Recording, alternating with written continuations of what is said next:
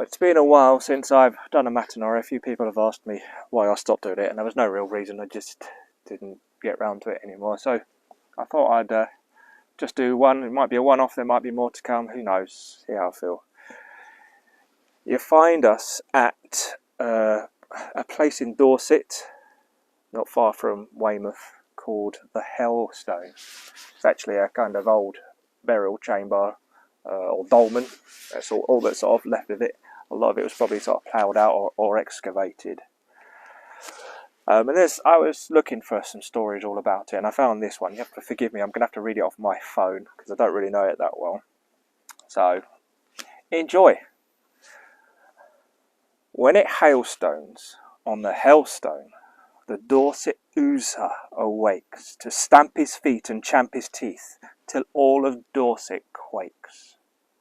Legend says that years ago the devil threw rocks that make up Hellstone from Portland in a game of quoits. But since then, those dark stones have become the lair of another devilish character, the Dorset Ooser, with cow horns upon his head and a beard of sheep's wool.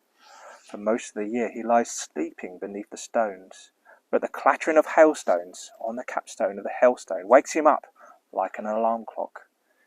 He grunts and grumbles and rumbles out of the land, looking for anyone foolish enough to be out and about in the foul and fiendish weather. Once there was a young girl called Bramble. She was a wild child, as her name suggests, and spent her days roaming free in the woods and running wild across the fields. She lived with her old grandmother, Granny Eldon, in a little stone cottage beneath Wicker's Hill in Old Portersham. Granny treated her kindly and mostly tolerated her wild nature, but when needed it, she had a stern voice that Bramble knew not to ignore. But Granny's voice was soft and soothing as she told Bramble's stories, old folk tales and local legends at night by the light of a flickering fire. One day, after spending too long foraging for fungi in the wet weather, Granny Eldon caught a terrible cold. The next day she was bound to her sick bed. Despite Bramble making herbal remedies, by the end of the week she was getting worse, not better. Then Bramble suddenly remembered something from one of the old stories.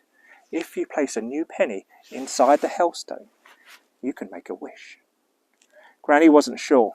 It was winter time, and the Dorset Ooser might be out and about, but Bramble insisted, and in the end Granny was too weak to resist. That night the weather was wild and windy, and Bramble woke to hear the sounds of hailstones rattling on the roof tiles. Granny was still sleeping as Bramble left the house that morning with a bright new penny in her pocket, and so didn't chance to warn her about the hailstones. Oh, where am I? What? I was in the middle of a Mattanory talking about the Hellstone, and now I appear to be in a quarry in Portland. Appears my hat has changed colour as well, so I don't know what's going on there. But anyway, so maybe back to the story, I guess, if you want to hear the rest of it. So she was about to go and place a penny into the Hellstone, but it was hailing, wasn't it? Her granny wasn't very well and didn't have a time to tell her that the Dorset Ooser likes to come out when it's hailing. Wow. Okay, so back to the story in this new location. She travelled slowly across the sodden fields with the wild wind in her face, up and over Wicker's Hill and down Martinstown Hill. The clouds were so thick and the light was so gloomy, it seemed more like late evening than early morning. On she went across 5 acres field, where suddenly she felt the ground trembling beneath her feet. Looking around, she saw fresh mounds of earth all around her. Molehills, when a moment ago there had been none. She shivered and pulled her coat closer as she continued her journey. A little way ahead, she could see large grey rocks rising up in front of her. The Hellstone, She thought she heard a deep rumbling of laughter coming from under the stones, but told herself, it's just a roll of thunder. It's just a roll of thunder. It's just a roll of thunder. It's fine. Gritting her teeth, she stepped between the standing stones. It was dark and dank, with drips of stagnant water dripping from the roof, and so cold it took her breath away. The ground beneath her feet sounded hollow, like a wooden door, rather than the solid earth. Feeling with her fingers, Bramble found a thin crack in the side of one of the stones and pushed her penny inside, speaking the words of a wish for her granny to get well again. But as she turned to leave, she realised the stones had started moving together, closing the doorway through which she entered. Soon she would be trapped inside the hellstone in the lair of the Dorset Ooser. But Bramble was both sprightly and slight, and managed to squeeze out between the rocks just in time. A horrible howling sound came from within. She couldn't go back home the way she came. The mole spies would be watching. So she headed for the only other safe space she knew, the woods at Hardy's Coppice. She ran, she stumbled, she tripped, but she somehow kept going, willing herself forward against the dark dread behind her. The thumping of hooves, the grinding of stones, and a rumbling voice that seemed to call her name. Thankfully, she soon saw a line of stark trees silhouetted against the sky, a hazel, an ash, and oak. And as she ran into the maze of branches, she looked everywhere for somewhere to hide. Eventually, she found an old, gnarled elder tree. There was something about that tree that reminded her of her own grandmother. So she settled down amongst the roots and curled into a little ball. All around she heard the sounds of the Ooser crashing through the trees and getting closer and closer. Suddenly, the bark behind her began to give way, and Bramble felt herself tumbling backwards into a cave hidden with roots of the tree. There, inside the elder tree cave, the sounds of the outside world became a distant echo. All around her was gentle green light, and underneath her body was the softest green moss you could ever imagine. And she was so tired and relieved that she lay down and fell asleep instantly.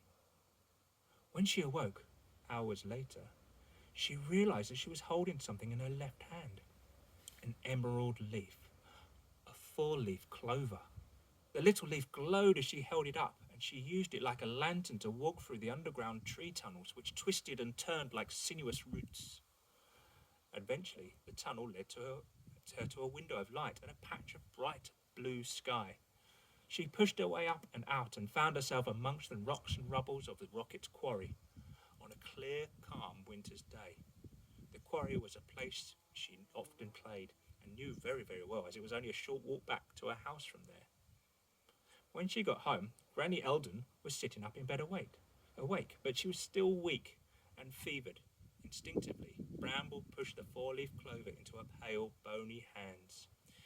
It'll be all right now, Granny. You'll see. This is the healing from the elder tree.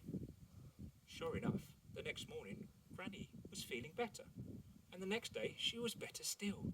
And by the end of the week, Granny was hopping about the kitchen as sprightly as a sparrow. Well, whether it was the wish from the new penny or the magic from the 4-leaf clover that saved Granny, nobody ever knew. Despite her near encounter with the devilish Dorset Ooser, Bramble remained a wild child, rambling and scrambling like a bramble bush. But from that day on, she stayed well away from the Hellstone, especially when the hailstones were falling in winter. So what about the Dorset Ooser? Well, the story tells us that he was so mad when Bramble escaped that he stamped his foot in fury and broke all of his toes. And they can still be found, called the Devil's Toenails, scattered along the Dorset coast. So, if you don't believe me, you can go and have a look for yourself. And I think the reason why I was sent to this place is because maybe the Dorset Ooser was quite annoyed with me telling this story again. He was quite embarrassed. But I happen to have found some of his toenails right here, right now.